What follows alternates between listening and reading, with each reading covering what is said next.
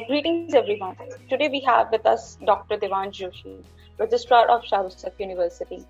He has a rich academic experience at various educational institutes. He has been part of Charotar for many years now and helped in making Charotar University what it is now today. I would like to thank Sir for being a part of Collegedunia initiative, Thoughtful Leaders. On that note, we like to start off with the first question for Sir. That is, you have held key positions at various educational institutes throughout your professional career. What are the key factors that has kept you connected with the education sector in general? Good morning, everybody. Thank you, Ishita.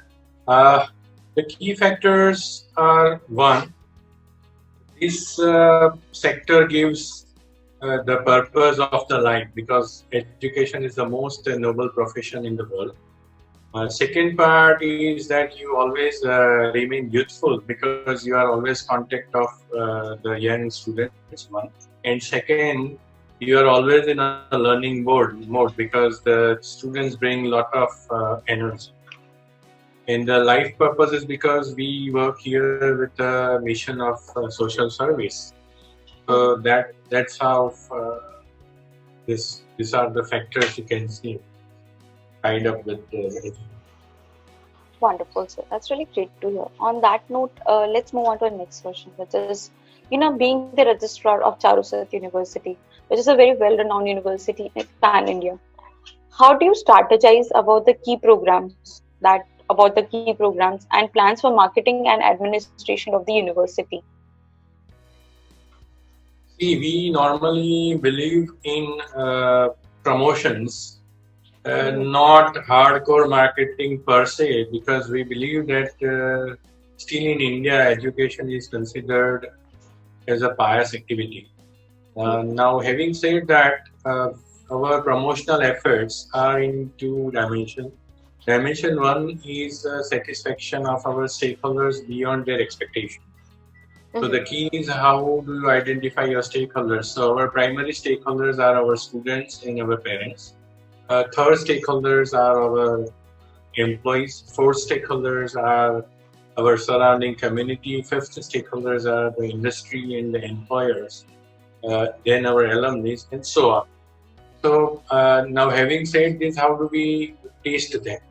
So our tasting questions are whether a student who has passed out from our university will unhesitatingly recommend his or her sibling or a friend to our university, or whether a parent unhesitatingly will come for our taking our students every year on year.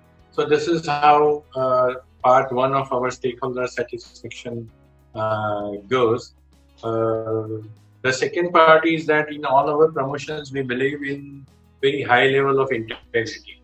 So we believe that we will say what we do and we will do what we say. So there is not even an iota of exaggeration while we have all our promotional materials. So this is, I think, about our marketing efforts. Administration goes, we believe that we are a university which should follow the values. So we have four values: honesty, integrity, transparency, in the fairness and equity. For example, if we talk of honesty, we don't take any capitation fee, we don't take any hidden costs, we don't take any additional fees, we don't take even a single paisa from the student in the name of industrial tour or additional training. So this is part of our honesty. If we talk of fairness and equity, you'll be surprised to know that when we became university in 2009, and when UGC asked for the details about scheduled caste and scheduled tribe and religion and all that, we did not have that data because we consider everybody equal. So this is how we practice our value. This is how we differentiate ourselves from other institutes that we see. Wonderful, sir. So I believe that one of the key factors that has been essentially been organically marketing about ensuring that students do come to your university is your alumni base, and that's really great to hear, because who better to speak about the university than the students who have had a good experience there. On that note, let's move on to our next question. So, there's a constant change in the industry. There's always something new that comes up in the market that the students should be aware about or should be learning. And, so my question to you is, how does the curriculum of Charusat ensure that the students, are industry ready or job ready when they move to the market? And, the best practices of industry are followed by them. So, our overall curriculum design and curriculum transaction or teaching philosophy is designed based on the philosophy of outcome-based education. So we list out what should be the attributes of our graduates and what should be the outcomes, measurable outcomes, which should come out from all our curricular design. So, for an instance, we believe that students' placement, so we don't tell them as placement, but we say that it is their career development avenues. So we have identified three directions. One is a student who passes out wants to take a job placement. Another is a student who passes out may like to go for a higher education in India or abroad. And third could be a student who wants to become entrepreneur or want to join their own businesses. And there is fourth outcome, because many of our female students also want to just become housewife or housemakers. So we take care of all these components in our curricula. So this is one part of outcome based. Generally speaking, our approach is top down, bottoms up, and 360-degree feedback. So when we say top down, so we have many scientists and many top-notch people associated with our governing body who have the knowledge of global education paradigms. So they tell us to introduce certain things. For example, we have introduced creativity, innovation, and problem-solving course across all the faculties. So that means that even a nursing student or a physiotherapy student also goes through that.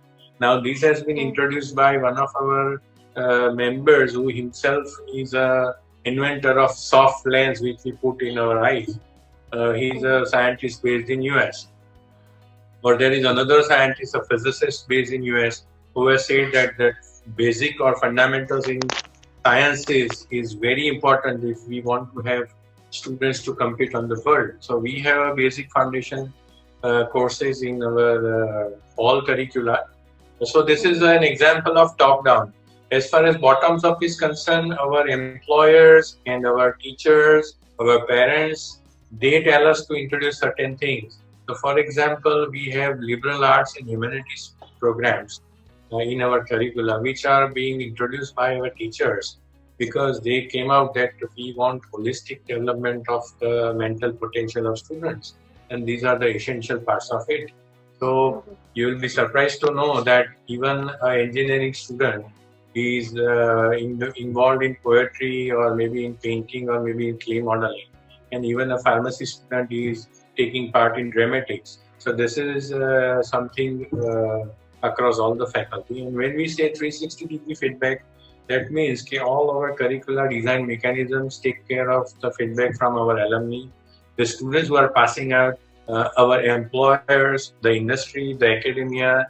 For example, ISRO chairman came down at our campus. He spent a whole day. He met with our teachers and introduced certain components to us, so which we have inculcated in our curriculum. So this is the way we ensure that our curricula are serving our students. We are benchmarked with all the global curriculum. Yeah.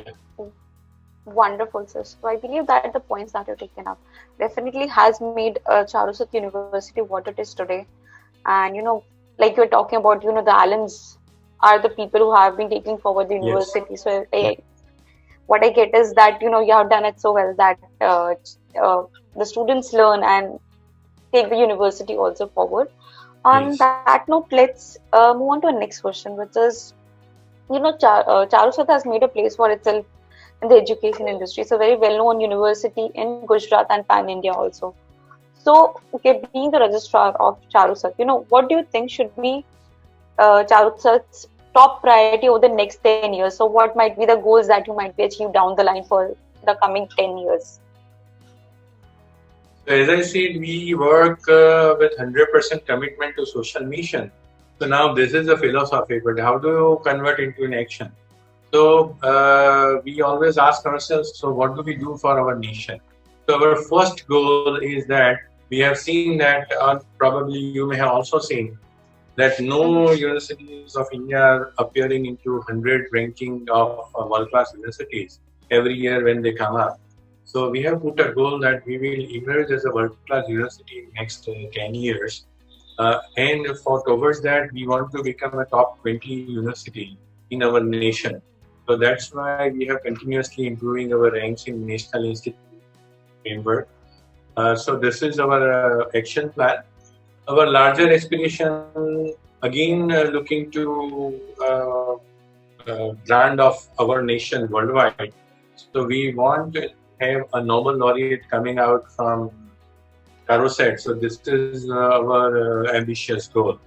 As far as our primary stakeholder students are concerned, we want to make them global citizens. So we are constantly striving for their holistic development so that they turn out to be global citizens.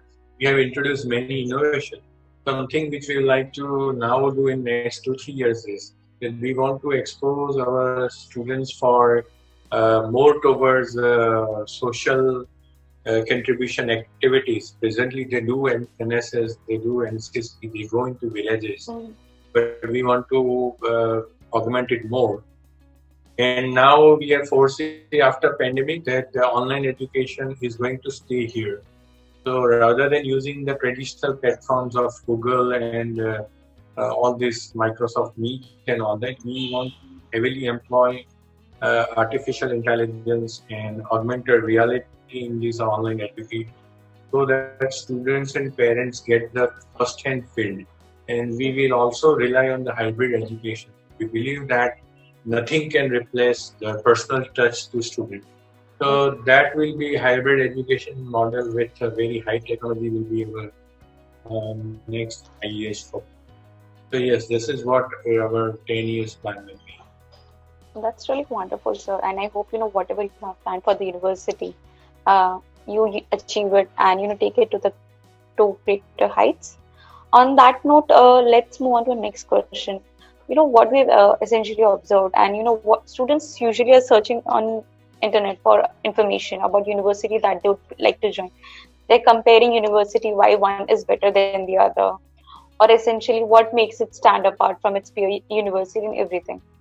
So what is that one thing that you would like the aspirants of Charotar to know that they might not be knowing? And what is essentially its USP? See, it's like this, that as I said, our primary stakeholders are always students. And designing curricula and giving them the best practices is one part of it. But we believe that when a student takes entry in the campus, they are our children. And that is why something which is very unique we have is a 3-tier student counseling and well-being system. So every 20 students are aligned with a teacher, and the teacher takes care of his or her academic well-being, his or her social well-being, his or her economical well-being. So then we have consultant psychologists who are taking care of their mental and physical well-being. We have hospital to take care of about their physical health. And then in extreme cases, we have psychiatrists and clinical psychologists who will do medical intervention. You will be surprised to know that nowadays we are getting the students who have disturbed the parentage. Means either both the parents are working, or these parents, they have separated parents. They are from the nuclear family. And now these children, we find out that they are having backlogs, or you can say etiquette in their academic background. But our research says ultimately we are able to map it to their disturbed, what you can say, family backgrounds. So we concern consult with their parents, we consult the parents, we consult the students, and that's how we bring the students out of it. Safety is prime important. You will be happy to know that we are the safest campus for the girls. So this is USP extreme care or 360-degree care for the student. The second USP is that curricula and teaching is the front end, as we say in software, it is the front end. But the back end is the research and innovation. Because if our teachers are not involved in research, they will not bring the latest things in the classroom. So we have very good research labs where the students get the opportunity to work on research projects, on the latest equipments. And that's how this is our USP, that research-based our teaching, industry-aligned teaching, and the holistic care of the student. Yes, this can be our aspect. That's really great, sir. It was really great to hear that. So, on that note, let's move on to our last question. That is, students are, currently in a very confused state given the situation, COVID situation. Yes. So, what is that? Any suggestions or direction that you would like to give the youth and the current aspiring students to, guide them to the right direction? So, see, I will first describe the environment to give that. If you see that pandemic, because of the pandemic, the personal touch has reduced. And there is an explosion of information, there is explosion of online programs, online courses. So now the availability of the information is not a problem at all. So what is required? What is required from the youth? Number one, creativity, innovation is very prime requirement or prime skills a student should inculcate. Because unless you have that creativity edge, you will not differentiate yourself from others. Second part we believe is uh, conviction. Conviction, which I mean to say, is that out of the information is like a haystack, and from the haystack you have to find out a needle. So you should have a very clear thinking processes. So that's how you derive to your conviction. And conviction comes from inculcating critical thinking skills, data analytical skills. These two things are very important to develop the conviction. The third part, which I think is compassion, because these online things are taking you away from the human contact. But somehow we have to inculcate that we are part of a larger society. There are many people who are underprivileged. There are many people across the nation, across our state, across our world, not even have to square meals to their destiny. So we have to have that nurture of compassion. So information technology is two-edged sword, but that sensitivity we have to inculcate. The last part is these all things will be useful if we are very courageous. So unless we have this courage to implement what we think, unless we have courage to explore new areas, unless we have courage to put across our thoughts, this all thing is not going to happen. For an example, a student requires a courage to stand in the traffic, stop the traffic, and let a blind man cross the road. So if that doesn't have that courage to do that, all compassion is also useless. So yes, this is what I want to tell to the youths. And what are we doing for this? We are not plainly preaching this. We have observed that after the 12th results, the admissions have been delayed. We are seeing our students sitting at home, maybe passing their time. Our parents are in stress that what will happen to the children. So we have launched a unique program, I think, which is across the whole India. We have seen that program as a foundation program for aspiring students. So for example, if a student aspires to be in engineering, then we have some online programs. If a student wants to be in physical therapy, we have some program. Now these programs are absolutely free. We do not have, as being our philosophy, they do not have any strings tied. It's just a social service to bring out the right potential of this, help them to use their time very effectively till their formal education. So this is what we have. That's really wonderful to hear, sir. On that note, I'd like to end the interview, and I would really thank you for being a part of this initiative. And it was really wonderful interacting with you. And that would be all from my end, sir. Thank you. Thank you, Ishita. Thank you to for you your and your time, sir. team.